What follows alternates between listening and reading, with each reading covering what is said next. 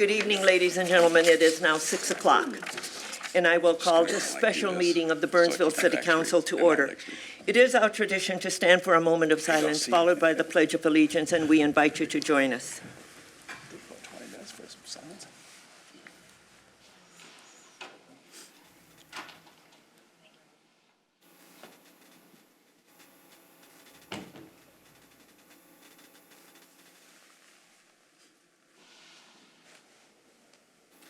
I pledge allegiance to the flag of the United States of America and to the republic for which it stands, one nation, under God, indivisible, with liberty and justice for all.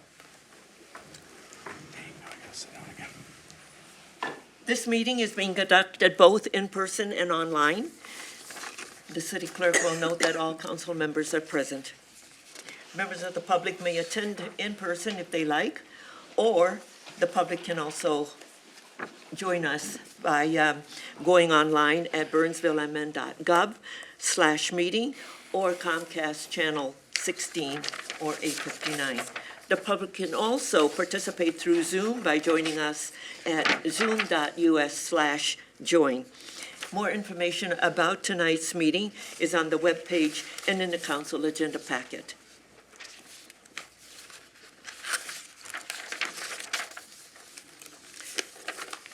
The first item on the agenda this evening is the resolution establishing the 2024 property tax levy and adopting the 2024 budget and adopting the 2024 capital improvement program. Presenting this evening is our Deputy City Manager, CFO, Mrs. Jenny Rohde. Good evening, Mrs. Rohde. Good evening, Madam Mayor, council members. Tonight we're here, like as you said, to talk about the 2024 proposed budget and property tax levy and to approve resolutions for both of those items as well as the capital improvement program. So we'll start. I'll start off with just a review of where we've been and kind of the process for the budget this year with this calendar. In February, we really established what our budget calendar would be for the year. Starting in March, we reviewed the financial management plan, which really set the table for the budget for the year, with departments starting their looking at their capital improvement budgets as well as operating budgets early on in March. In June, we reviewed our annual audit and financial statements. And on July 18th, we had our kind of first major budget meeting where we discussed the capital improvement program as well as capital projects, the capital projects funds and the finance plans related to those capital improvements. Throughout July, we held department meetings with the city manager where departments reviewed individual budget requests and changes for 2024's budget. In August, we came to the council work session and discussed the proposed 2024 budget and property tax levy. At that meeting, we also reviewed the finance plans for most of the operational funds, including the general fund. In September 12th, we discussed the proposed fee schedule, really focusing on the utility funds and enterprise funds at that meeting and looking at the financial projections and plans for those funds. On September 19th, council adopted the proposed EDA and city property tax levy and budget. And tonight we're here to adopt the final city and EDA property tax levy and budget capital improvement plan, as well as hear any public comments on the budget tonight. One thing I want to point out, we do have some an online resource. We do have a budget landing page, and the website is here. It really is our kind of one-stop shop for everything budget. We have videos of all previous meetings, as well as PowerPoint presentations, previous year's budgets, as well as links to the county for important property tax information, and also links to the state for property tax relief programs. Our 2024 plan, as As we established last year with the non-binding resolution and agreement to a 7.63 property tax increase, that increase works. That's what we built the budget around. With that increase, the city tax rate remains stable.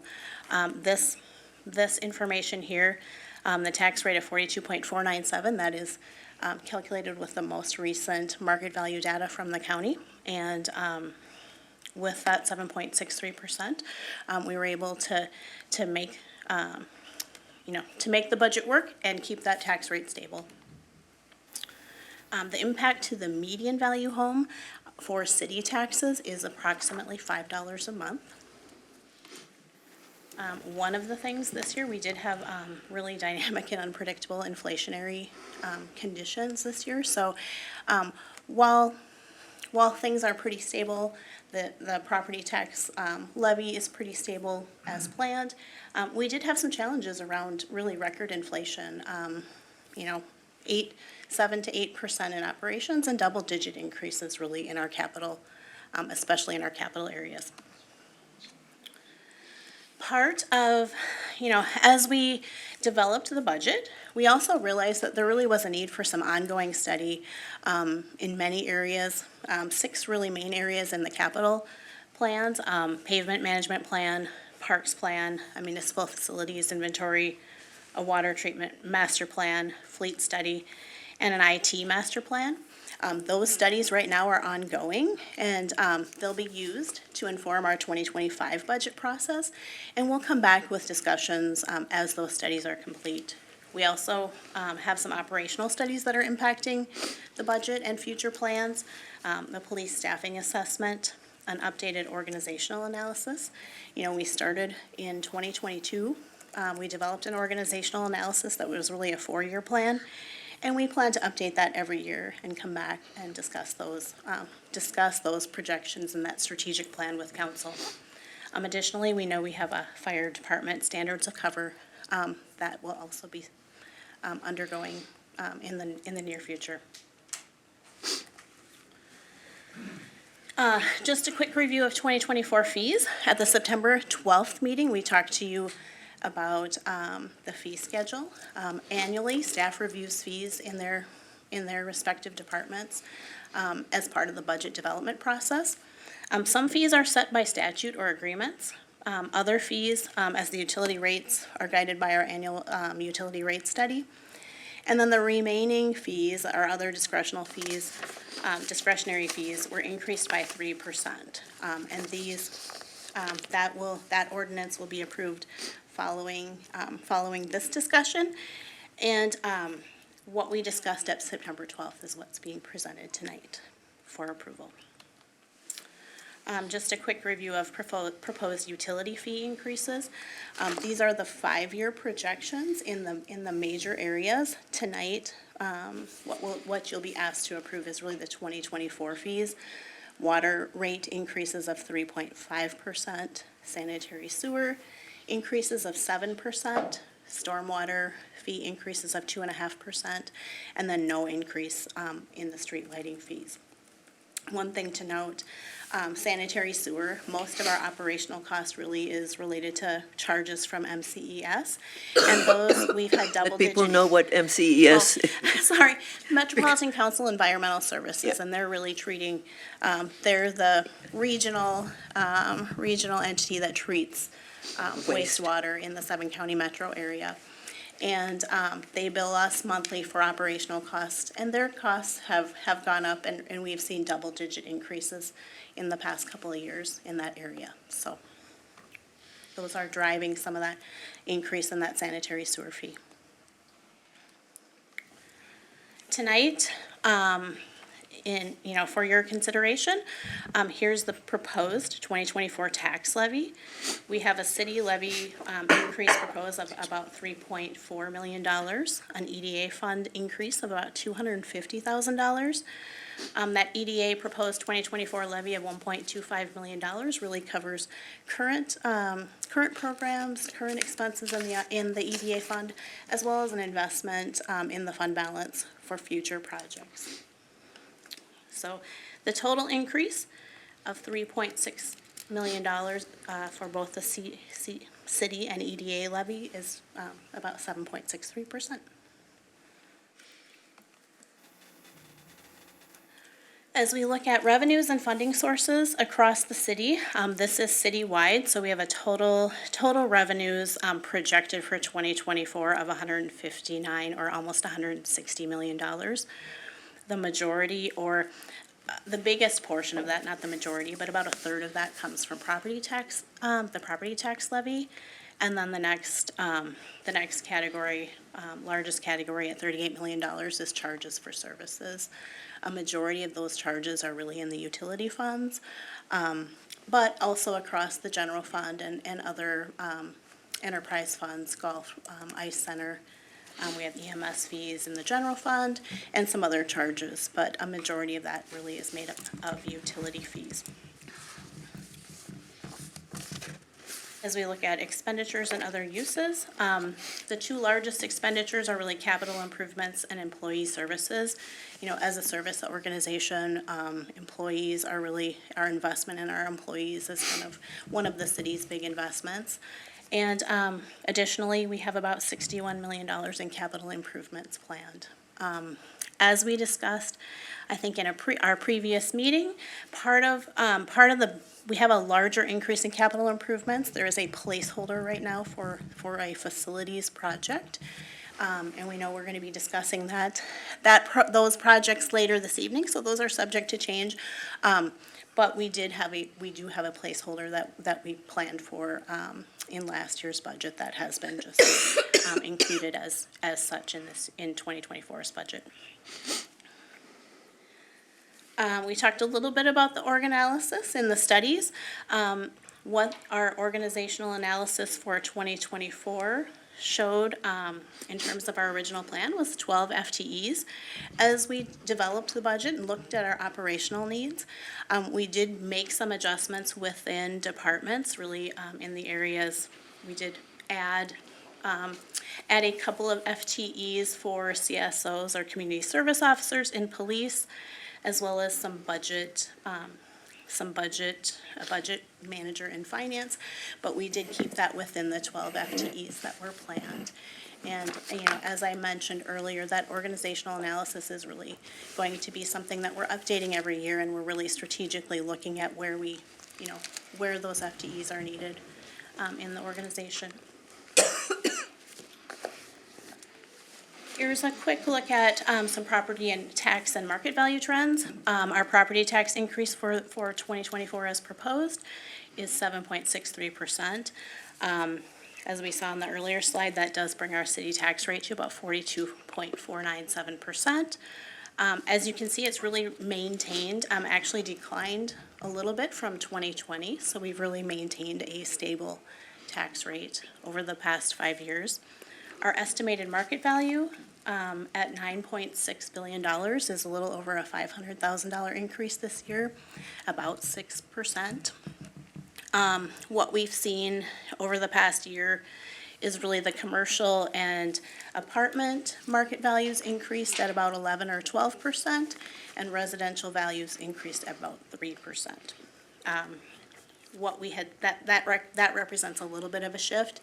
In previous years, we've seen larger increases in the residential values, and so, you know, there was a little bit of a shifting of the burden to residential taxpayers over the past couple of years. It looks like that shift has reversed a little bit in 2024 to kind of normalize that again. One other item, the median value home increased about $10,000 to $351,000 in 2024. So that kind of concludes. That just kind of is just kind of a quick review of what we've talked about over the past about 9 or 10 months in the budget process. Tonight, before you, you have two resolutions on the budget. One on the budget, budgeted revenues and expenditures. Another one on the tax levy. After that, the EDA will convene a meeting and approve the budget and tax levy for the EDA. Following that action, that EDA meeting will be ended, and we'll come back to the city council meeting where the city council will ratify that EDA levy. So that concludes the presentation on the budget. Really, staff recommends the city council and EDA board adopt the resolutions as presented. That's all I have for a formal presentation, and I think after this, we'll take any public comment. And you stay right where you are. I will. Members of the council, any questions for Mrs. Rhodey? Okay, so I have some residents who wish to speak, and first on the list is Mr. White. Mrs. White, okay. Your name and address for the record, please. Stacy White, 15120 Chestnut Circle, Burnsville. So, Madam Mayor and members of the council, my increase for this entity alone is over $250. That's not all of the other entities accounted for. My increase is 19.5%. Whereas compared to Burnsville overall is 7.25, and Dakota County is 3.5%. And I have a hard time adjusting to the 19.5% increase, which is equivalent to about $1,000 per year for a single property owner. For comparison, my mother's property, which is also in Burnsville, has an increase of 4.9%, which is about $172, which is a far cry from my $1,000 increase for this year. And I am requesting reconsideration of my property tax increase to be more in line with the city and the county. And I just can't justify or see the justification or afford the increase for this year. Mrs. Rhodey? So, your overall increase was? The overall increase was 19.5%. I'm talking to this entity tonight, even though there's one in Hastings. I mean, I don't know if I speak to them all or if I just speak to one, but I came to the one with the largest dollar amount because there were two conflicting times for this evening. But overall, my increase is a 19.5%. So, your overall tax increase is impacted by a number of factors. One is the market value increase, which that value is set by the county assessor. So part of that is most likely a market value increase. I think you mentioned that the city's increase was about 7.2%. I know the county's is I think you said 3%. Perhaps the other part is the school district. I'm guessing I think in 186 there is a larger school district increase. We do have control over the budget that we set. We are also facing some inflationary pressures, so certainly that's a part of it. I'm certainly willing to talk to you offline too and take a look at your statement and we can talk about it, but. I think that's something, and then also that is it April, that you can go back and talk to the county assessor at that time to look at the valuation and also to make adjustments. So we don't do that here. What we do is that, as Mrs. Rhodey reported, is that we only need $3.some million. Yeah, $3.6 million. $3.6 million is what we're using for the city. So any of the other increases, and if you believe that the increase of your home is more, then the county assessor is the person who does those adjustments. We don't do any of those adjustments. Okay. But Mrs. Rhodey can help you to navigate all of that and to help you understand when you can have that interface with the county assessor. Okay. Okay. Yep, early in the year, and we can talk a little more offline if you'd like. Early in the year, the county will send out valuation notices They do their valuations like in January, February, and they'll send out a notice shortly thereafter. And that definitely is a time that you can contact them and ask them to reconsider your values if that's, if that's a factor that is probably causing an increase. I think that it's all factored in. I think that it's There's kind a of lot. across the board. There probably is an assessor factor to it, but it's really across the board. And there's no doubt that services, that all areas have seen inflation, and we need to pay for services. And of course, that is my responsibility with everybody else's. But a 19.5% increase is too much to handle in 1 year. Yep. Certainly understand that. Our portion of that is, we set our portion of that budget, and then there are a number of other entities that are also a factor in that as well. So I definitely understand that, and we can talk more if you'd like. Okay. Councilmember Keely. I'm curious, did the valuation of your home go up significantly from prior year? Well, it did, and that's a conversation that I do plan to have with the assessor. It was a new purchase, and I think that happens when there's a new purchase. They look at it and they say, well, this is the valuation because this is what it sold for. However, we know that right now the housing market is inflated, and so we're all paying these inflated housing prices right now, or you don't get to buy a house, right? Either you play the game or you don't get to play at all. And so that happened just because there was a sale. And I understand that, but at the same time, I can't turn around and absorb 19.5% within 1 year. And I do think that it's spread out. Probably a large chunk of it is the assessment piece of it.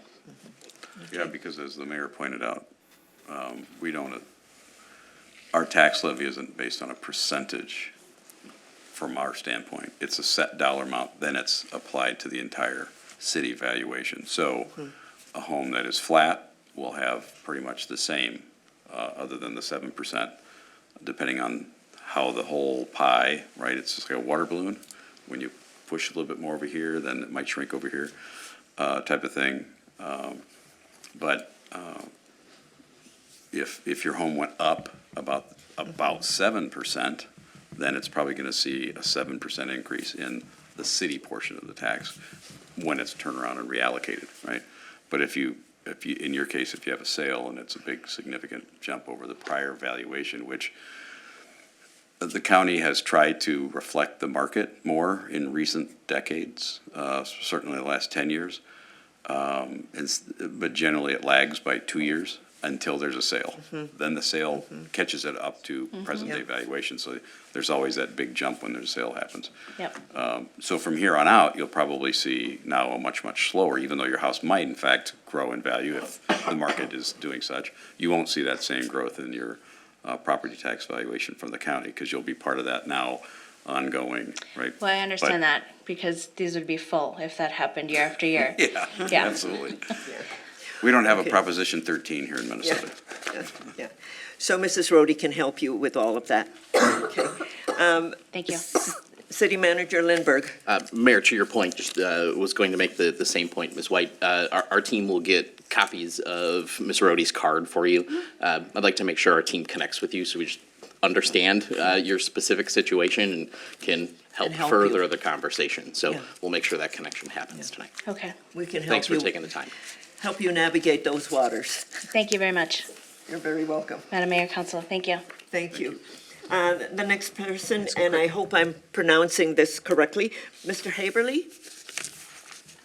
But while you're coming up, Mr. Haverly, Councilmember Workman, you had remarks to make. I just had a question for Ms. Rhodey. I was looking at my own statement and I noticed the homestead exclusion dropped quite a bit. Is that something that happened across the state?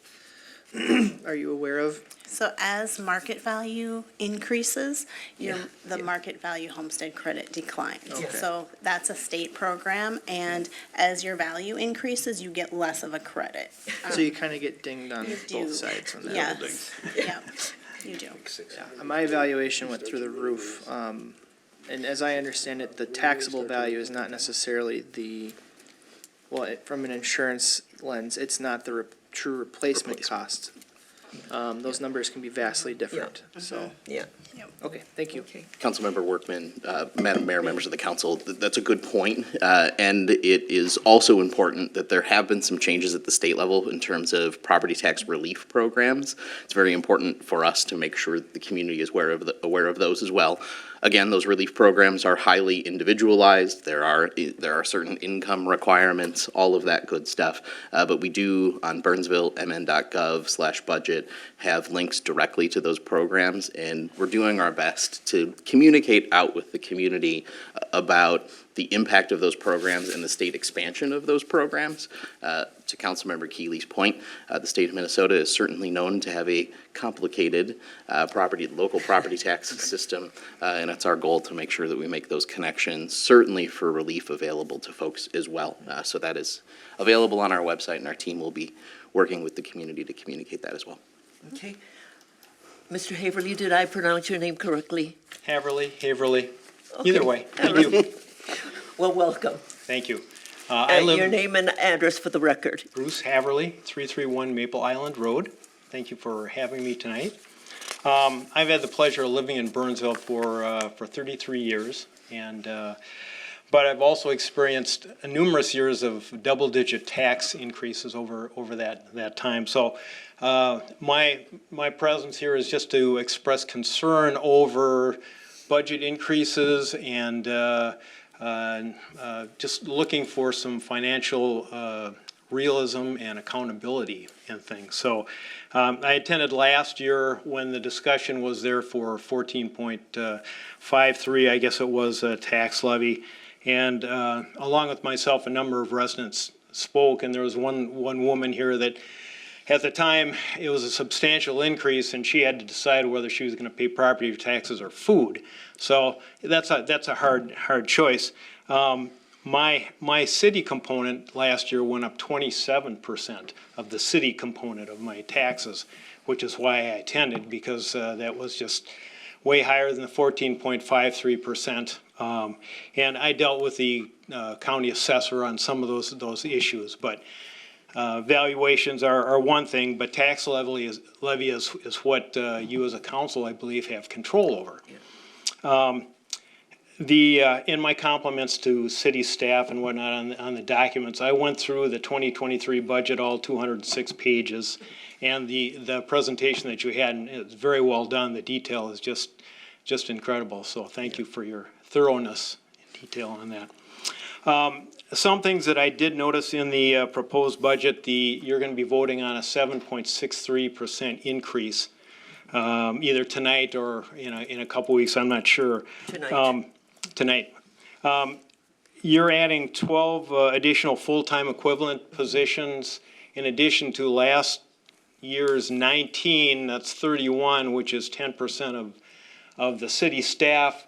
It just seems like a large increase. I know there's a lot of strains on things, but again, as residents that have to bear the burden of that, just looking for some financial accountability on things. And then there's the non-binding resolution that was discussed for tax levy for the coming years, the next 3 years beyond this, in 25 of 7.06. Then 7.4 and 7.69.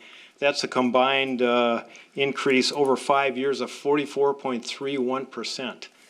And as a long-term resident and now a retired person, I don't know if I can afford to live here anymore with those kind of increases. So I don't know how other residents can do it. I guess you have to sacrifice things. So I have to make the decision. Can I continue to live here? Do I have to sell because of taxes? And what I'm asking the council to consider really is a lowered tax levy as we go into the future. In 2020, I believe it was 6%, and then followed by 4.0 and 4.8, which is a little more in line with like a standard COLA, that type of thing. And we all understand inflationary pressures and that kind of thing. Maybe services have to be reduced somewhat, or certainly some trade-offs in that to keep those levies down.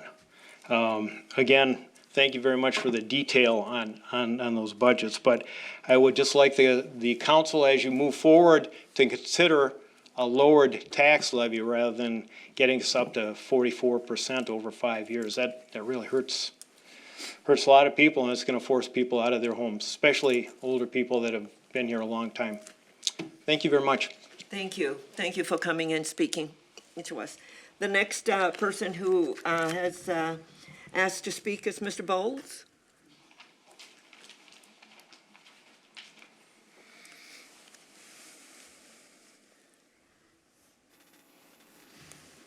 Good evening. Good evening. I'm Rick Bowles. I live at 329 Maple Island Road, and this is my 34th year. There must have been a lot of turnover within a year or so with Bruce. Bruce lives next door to me. And it's a great neighborhood. It's always been a great neighborhood.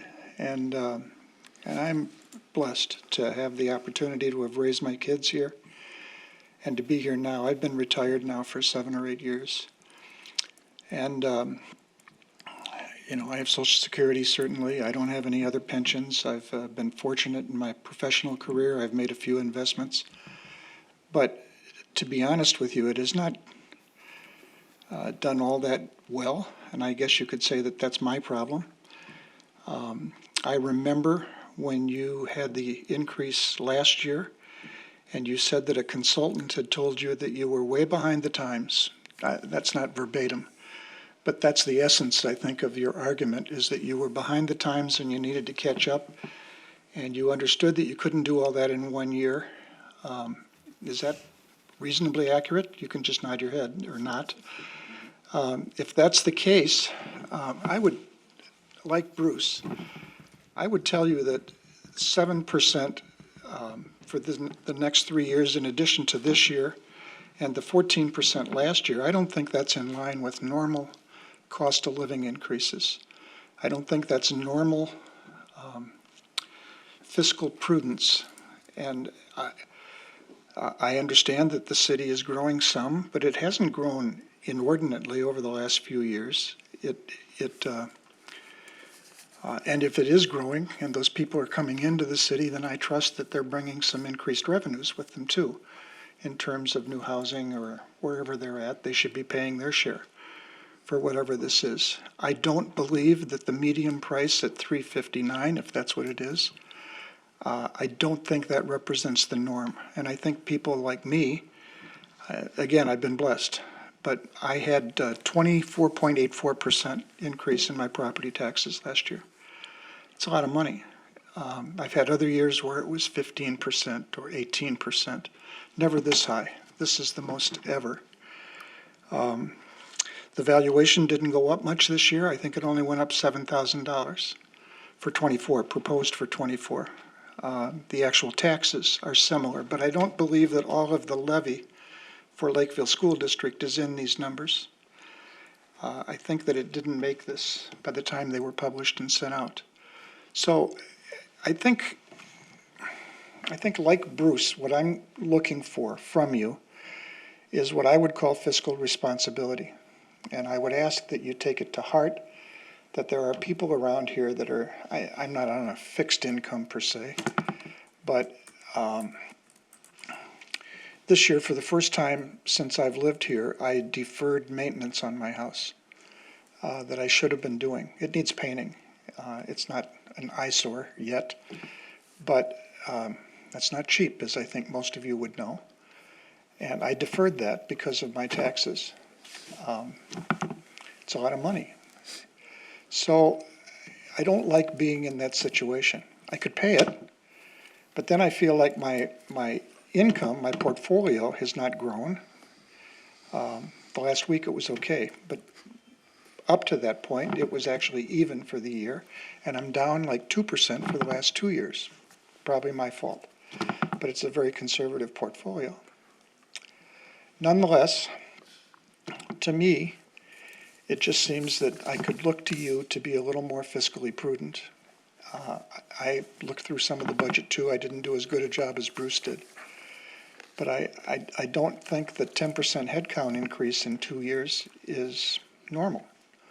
I don't think that reflects a normal environment. And I think that all the taxes that are coming with that are inordinate. So I would ask somehow that people not be put in the situation that I was this year. That we be able to pay our taxes normally and go through our lives without having to do without in other things that are not crazy, you know. So that's all. I appreciate your time, and I thank you for the opportunity. Thanks. Thank you for coming in and sharing your thoughts. Thank you. Is there anyone else who wishes to speak? Okay. Please come forward and give us your name and address for the record. Hi there. Rob Lambert, 351 Maple Island Road. I moved to Burnsville in 1984. I've moved away a few times and moved back a few times. Most recently, we purchased a home on Maple Island 6 years ago. Since that time, our property taxes have gone up $3,500.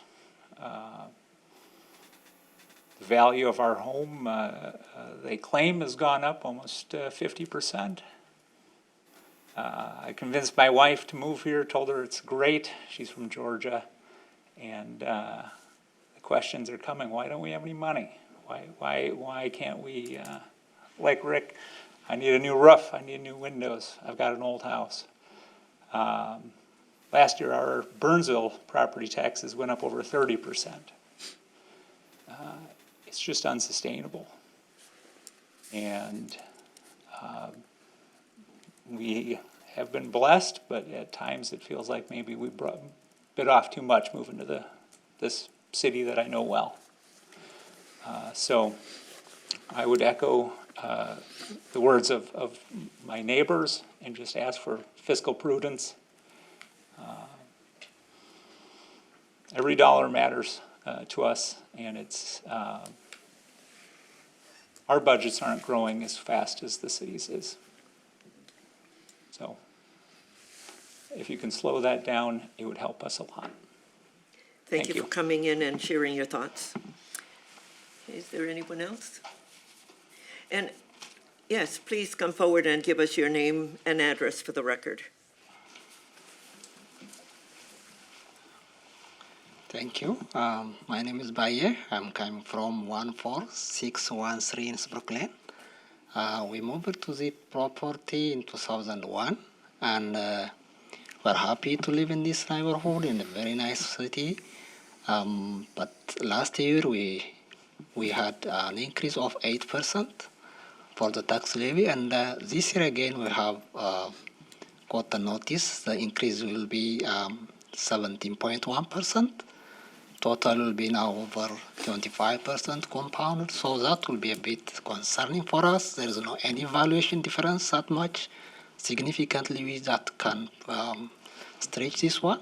We understand also to share the budgeting spendings and any other expenses following the cost of evolution, but I think this one is a bit overstretched, and so if there is any clear justification, we'll be happy. Otherwise, it's a bit demanding because we did nothing for the home. I mean, there's no any improvement. It's unfinished basement, 4 bedrooms with 3 bathrooms.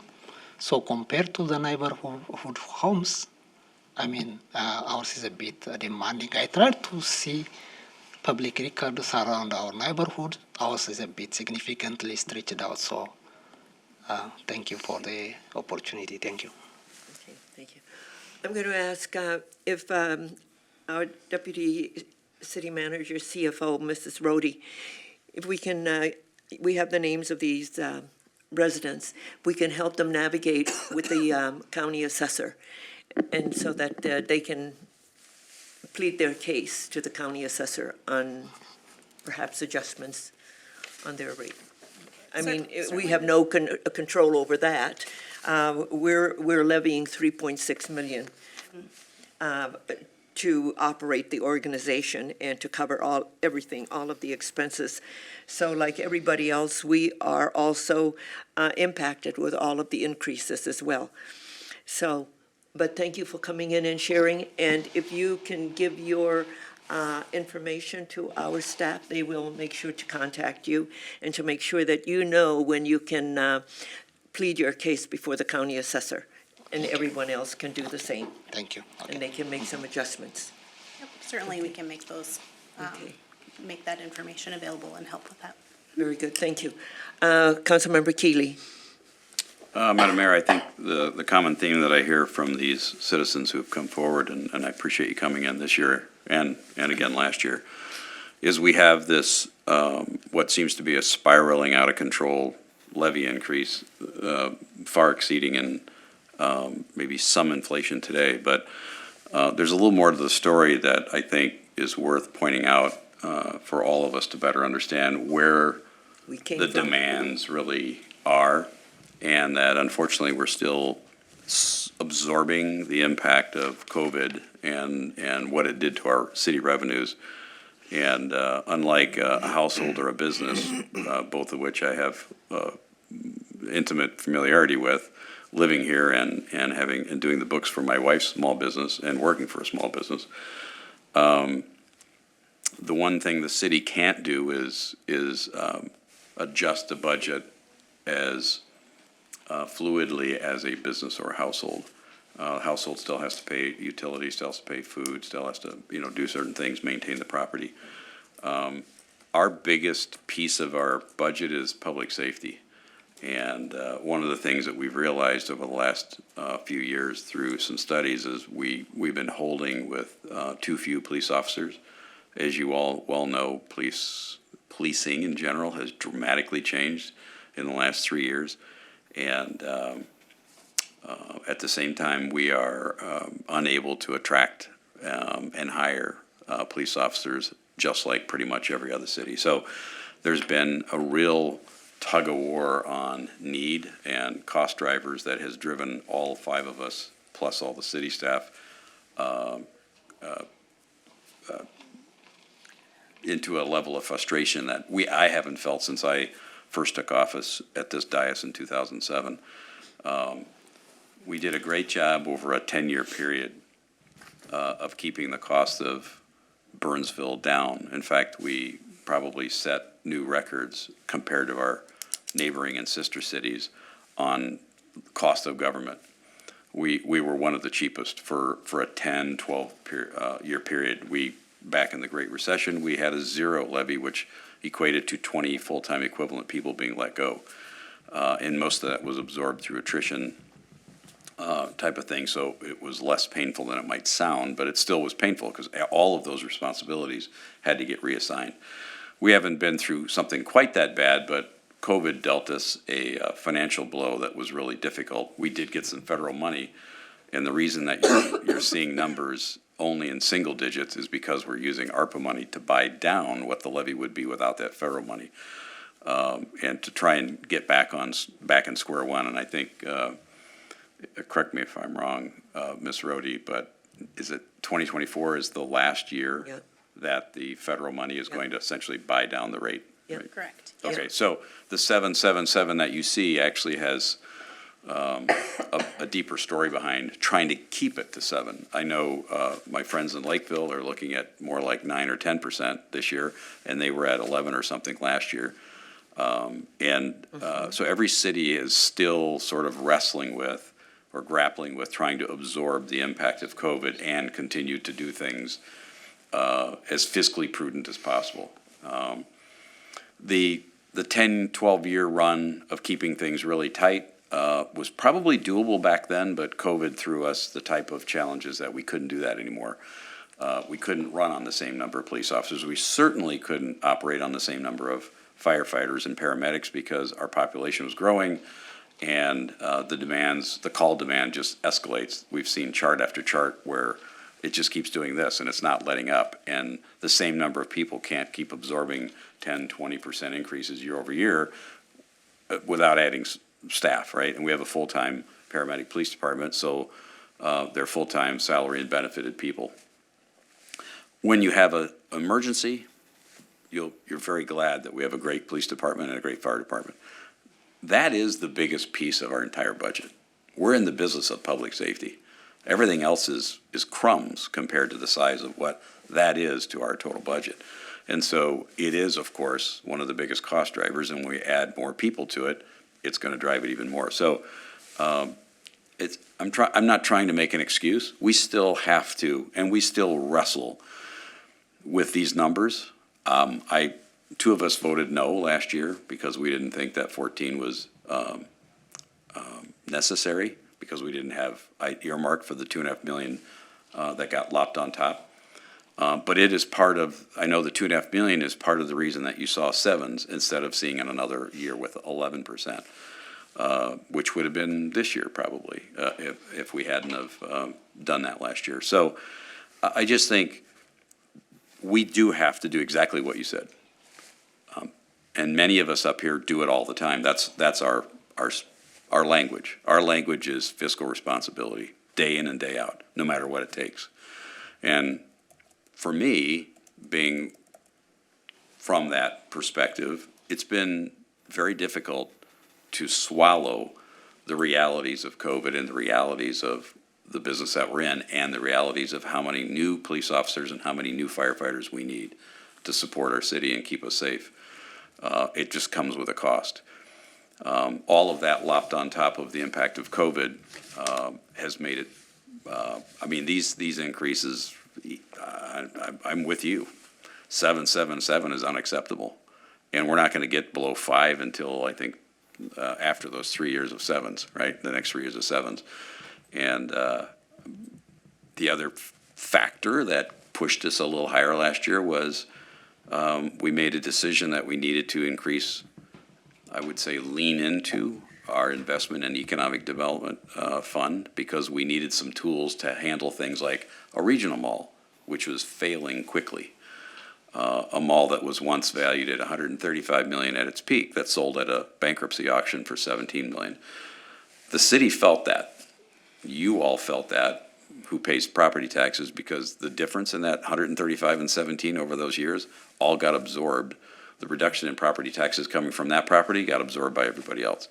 So there's some major, I think, pretty sizable factors that have been sort of hitting us over the last few years that has made it very difficult for us to do what I would have preferred to do and had a levy that was 4% max. I mean, that's just my number. It's always been, since I got elected, that I like to see government grow no faster than inflation and maintain a 3 or 4%.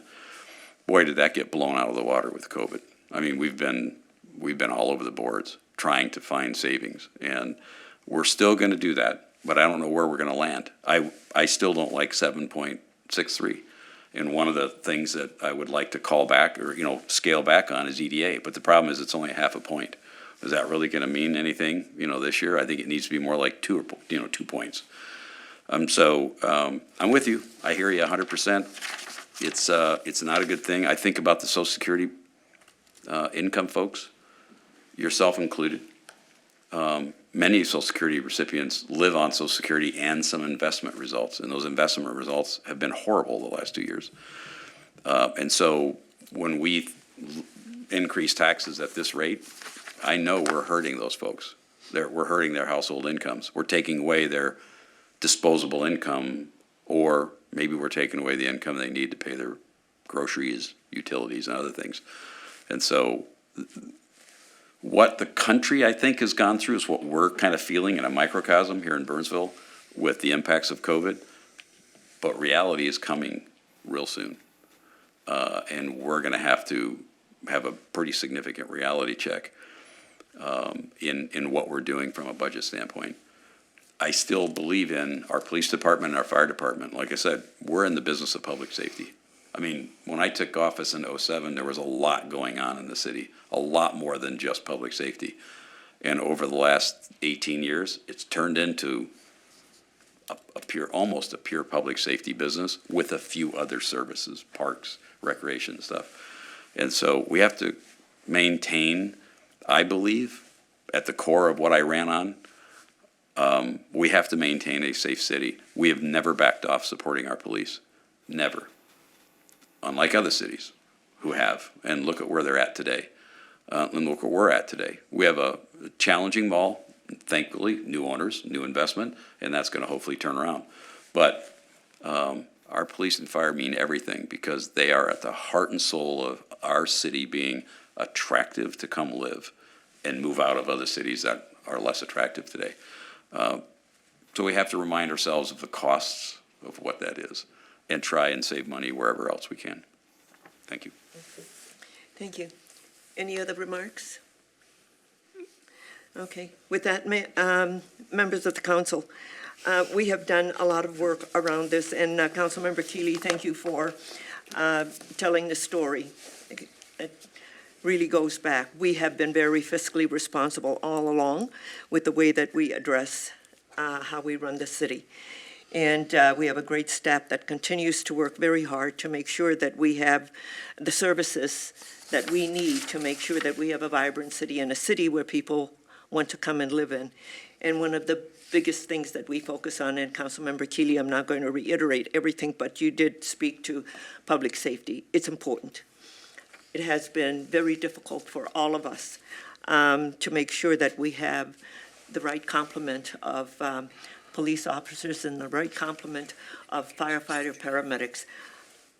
We in Burnsville is one of the very few cities that have all of our firefighters also paramedics. And in Burnsville, like any place else, we're an aging community, not only in who we are as Burnsville, but our population. And a lot of people want to build multifamily housing, independent living for seniors, or dependent living for seniors here in Burnsville. Why? Because we do have a great firefighter, paramedics, and a hospital.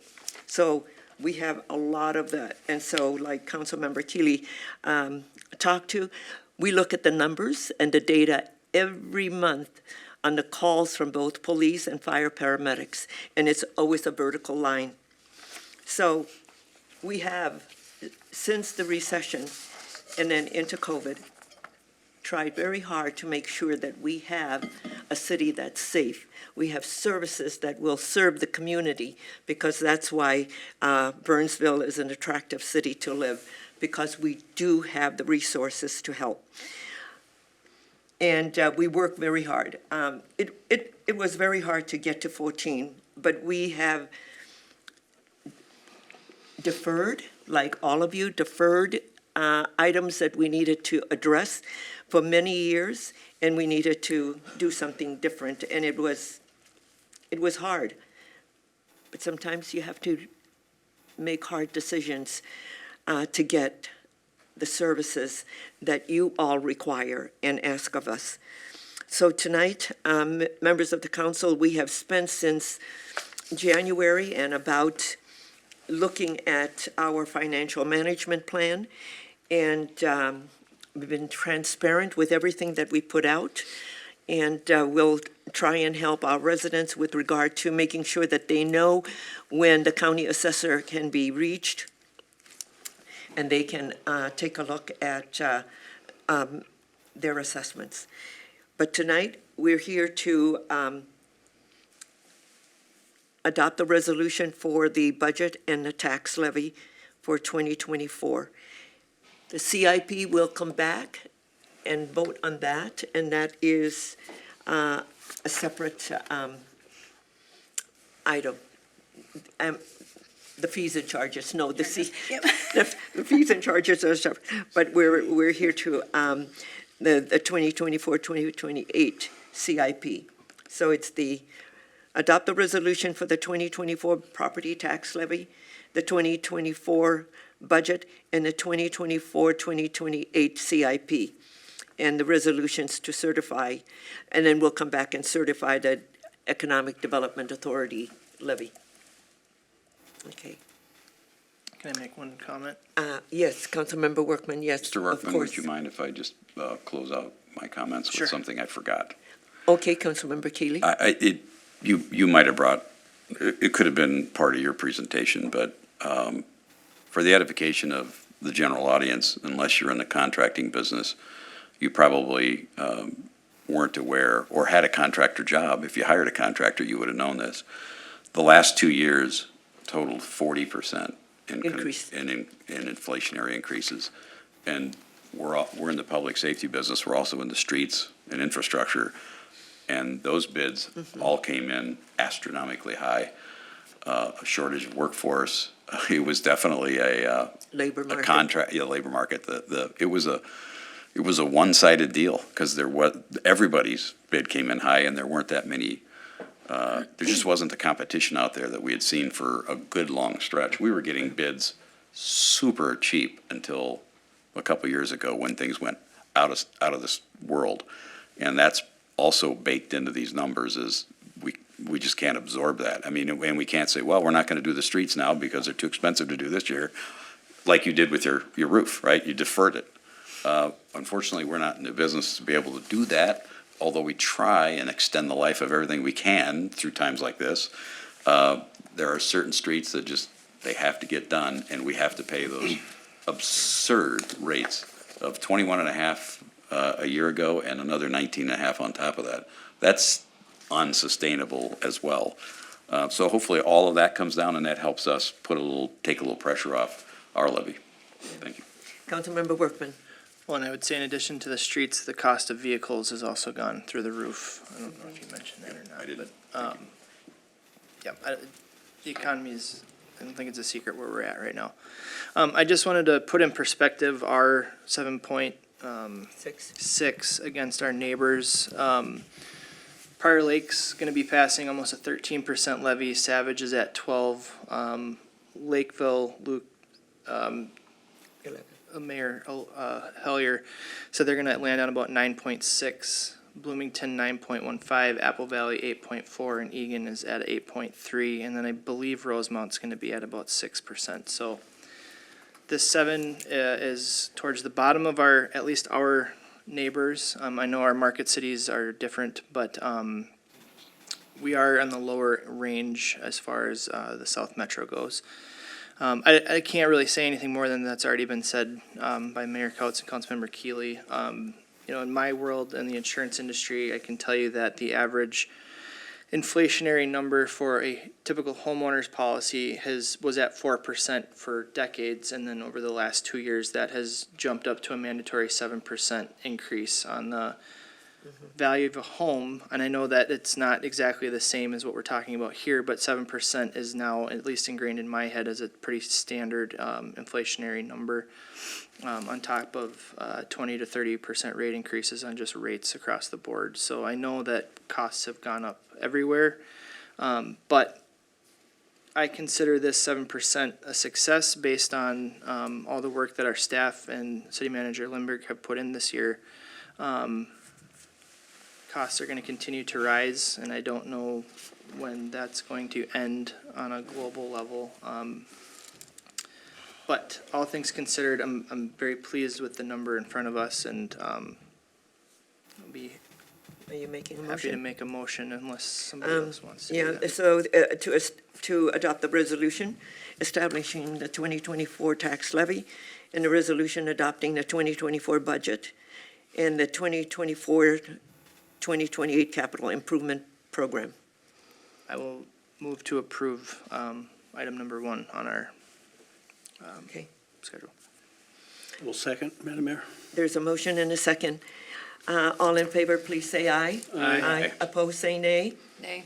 And clerk has a division of the House. Thank you. Okay.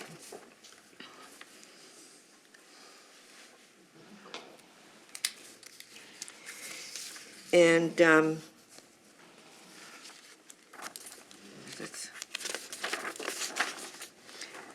I will now recess the Burnsville City Council meeting so that the Economic Development Authority meeting can convene. Thank you, Madam Mayor. President Gustafson. Good evening, and I call this special meeting of the Economic Development Authority to order.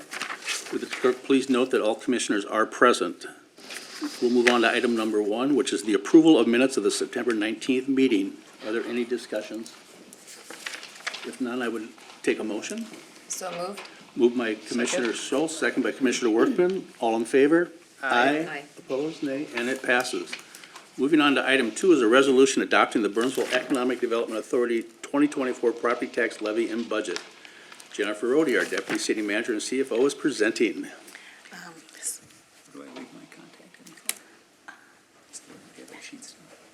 Mrs. Ryan can help you. Sorry. Thank you. I'll keep this short. I believe the budget, expenditure budget for the EDA levy is $476,500. And we're looking at a budget ask for that, as well as the property tax increase of $250,000 from $1 million to $1.25 million in 2024. Are there any questions? Having none, may I have a motion to adopt the resolution? Motion to approve? Motion by Commissioner Workman. Second. Second by Commissioner Keeley. All in favor? Aye. Aye. Opposed? Nay. And the motion carries. There is no other business. May I have a motion to adjourn? So moved. Moved by Commissioner Keeley, second by Commissioner Workman. All in favor? Say Aye. Aye. There we go. I knew I'd get an aye out of it. And we are adjourned. Back to you, Madam Mayor. Thank you. I will now reconvene the Burnsville City Council meeting, and the next item is a resolution to ratify and adopt the Economic Development Authority property tax levy. May I have a Move to motion, approve. please? There's a motion? Second? And there's a second. All in favor, please say aye. Aye. Aye, opposed, say nay. And the clerk has a division of the House. The next item is a public hearing, and this is an ordinance establishing the 2024 fees and charges. Mrs. Rhodey.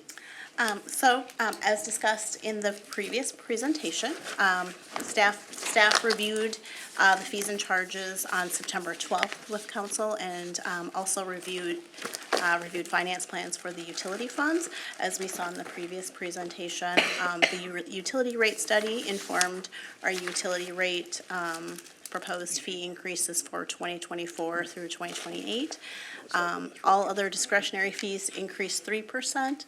Outside of those that are set by other means, including statute or agreements. So the fee schedule in front of you tonight is as presented in September. Okay. Any questions for Mrs. Rhodey? Members of the council, I need 3 votes for the ordinance for adopting the fees and charges, and also I need a supermajority for the summary ordinance. May I have a motion? Mayor, we have a public hearing first. Oh, sorry. You can hold that thought. Thank you, Jared. This is a public hearing. I will now open a public hearing. Is there anyone who wishes to speak to this item? Anyone who wishes to speak to this item? Mrs. Collins, anyone on Zoom? My Zoom just died on me. I'm sorry, Madam Mayor. Okay. There was no one the last time I looked. Okay, very good. Okay, with that, I will close the public hearing, and then someone made the motion. I move to approve. A second? Councilmember Workman makes the motion, second by Councilmember Gustafson. All in favor, please say aye. Aye. Aye. Opposed, say nay. Nay. And we have, so I bundled it, and we have a supermajority. Yeah, we're good. That's fine. Yes. The clerk has a division of the House. Yeah. I bundled it, and so we have the supermajority with the summary ordinance. We're good. Have what we need. Yeah, okay. Members of the council, there are no other items to come before us this evening, and a motion to adjourn is in order. Move to adjourn. Second. There's a motion and a second. All in favor, please say aye. Aye. Opposed, say nay, and the motion carries.